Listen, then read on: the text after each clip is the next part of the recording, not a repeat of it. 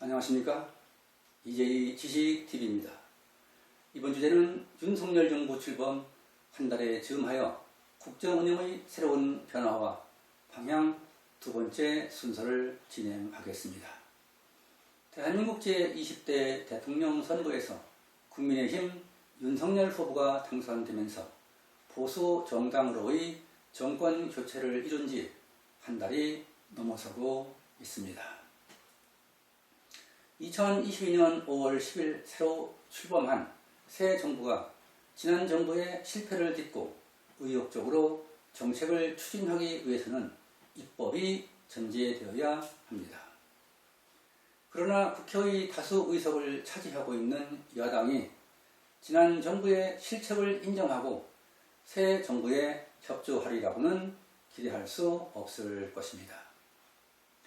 윤 대통령은 야당의 반대에 속수무책으로 일관하지 말고 야당을 설득하고 협치를 이끌어낼 수 있는 정치력을 발휘해야 할 것입니다.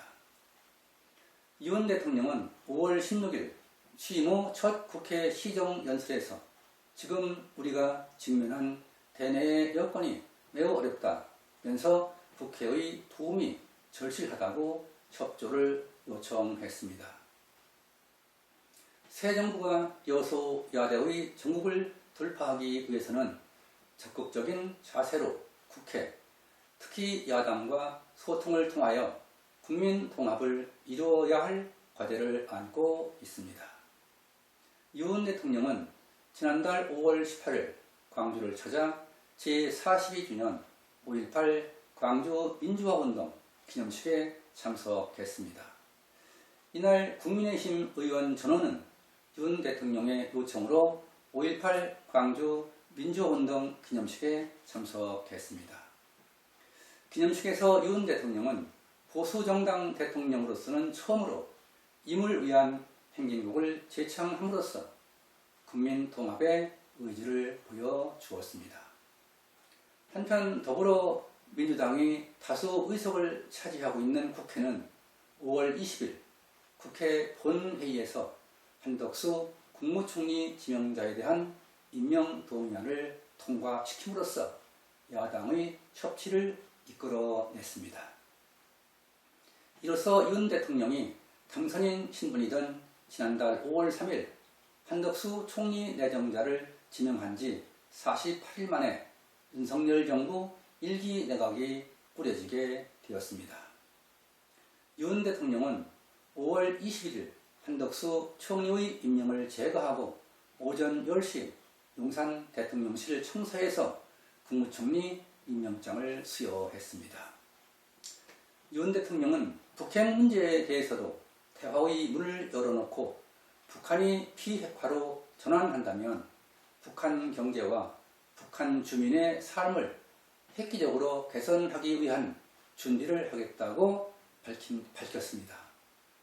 우리는 북한 주민이 같은 민족으로서 공동의 번영을 이룰 수 있는 방안을 제시하는 것은 당연하다고 할 수 있으나 북한 핵의 폐기가 전제되어야 할 것입니다. 북한은 남한을 겨냥하여 핵 개발과 핵 실험을 추진해 왔고 핵을 탑재할 수 있는 미사일을 꾸준히 발사하고 있습니다. 우리는 북한 핵의 위협에서 벗어나기 위해서는 북한과의 협상은 반드시 이루어져야 하며 핵을 방어하기 위한 실질적인 대비책이 있어야 할 것입니다.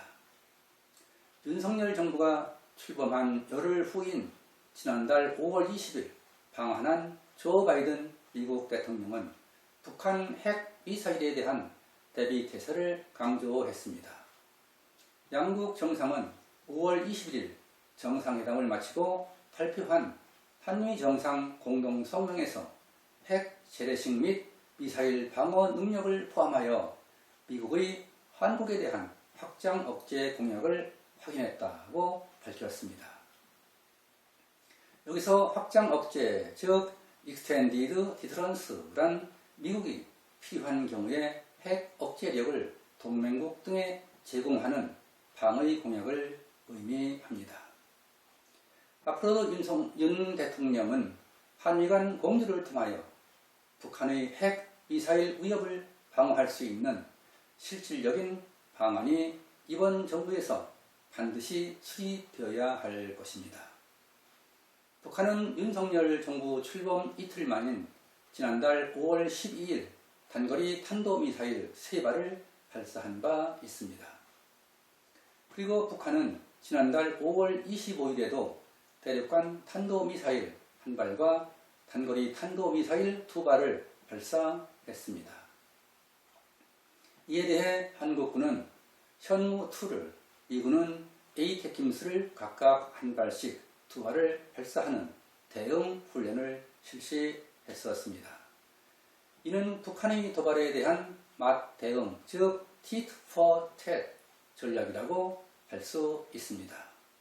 북한은 지난달 5월 12일과 25일에 이어 이달 6월 5일에도 단거리 탄도미사일 8발을 동해상에 발사하였습니다. 한미 양국군은 그 대응으로 다음날 6월 6일 새벽에 지대지 미사일 에이테킴스 8발을 동해상으로 발사한 데 이어 7일에는 한미 공군이 F-35A 스텔스 전투기 등 20대로 서해 상공에서 대북 공중 무력 시위를 벌이는 등 강력한 대북 경고 메시지를 보냈습니다. 주한 미군 사령부는 한미 미사일 실사격 훈련을 실시하면서 미국의 한국 방위 공약은 여전히 철통 같다고 아이언클레드란 용어로 강조했습니다. 윤 대통령은 6월 6일 오전 제67회 현충일 추념사에서 우리 정부는 북한의 핵 미사일 위협을 억제하면서 보다 근본적 실질적인 안보 능력을 갖춰갈 것이라고 강조했습니다. 이는 북한의 도발에는 힘으로 대응한다는 윤석열 정부의 확고한 대북 정책이라고 할 수 있으며 한미 방위 공약도 한층 강화되었음을 보여주고 있습니다. 이날 현충일 추념식에는 광주 5.18 기념식에 이어 국민의힘 의원들이 대거 참석함으로써 과거에는 볼 수 없었던 국민 통합의 의지를 읽을 수 있었습니다. 한편 지난 5월 23일에는 미국 주도의 인도 태평양 경제 프레임워크가 출범하였습니다. IPEF에는 한국, 미국, 일본의 3개국과 인도, 호주, 뉴질랜드, 그리고 동남아 국가연합 7개 회원국 등 총 13개 국가가 참여하게 됩니다. 인도 태평양 경제 프레임워크에서 방한 방일 중인 조 바이든 미국 대통령과 기시다 후미오 일본 총리는 대면으로 윤 대통령을 비롯한 다른 정상급 인사들은 화상으로 참여했습니다. 한편 윤석열 정부가 출범한 지 20여일 만에 치러진 제8회 전국 도흥시 지방선거에서는 국민의힘이 압승을 거두었습니다. 6월 1일 실시된 지방선거에서 국민의힘이 17개 시도 지사 중 12곳에서 승리했고 이날 함께 치러진 국회의원 보궐선거에서도 7곳 중 5곳에서 승리함으로써 국정운영에 탄력을 받게 될 것입니다. 이번 지방선거는 윤석열 정부의 국정운영 방향에 영향을 줄 수 있는 선거였다는 점에서 그 의의를 찾을 수 있을 것입니다.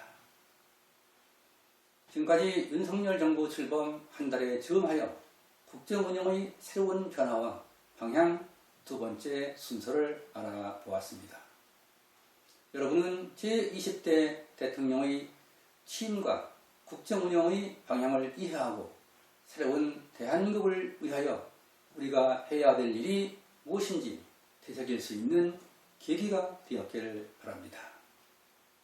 독자 여러분과 새 정부를 통하여 민주주의와 시장경제라는 대한민국의 헌법적 가치가 실현되어야 한다는 사실이 공유되었길 기대하면서 EJ GCTV를 마치겠습니다.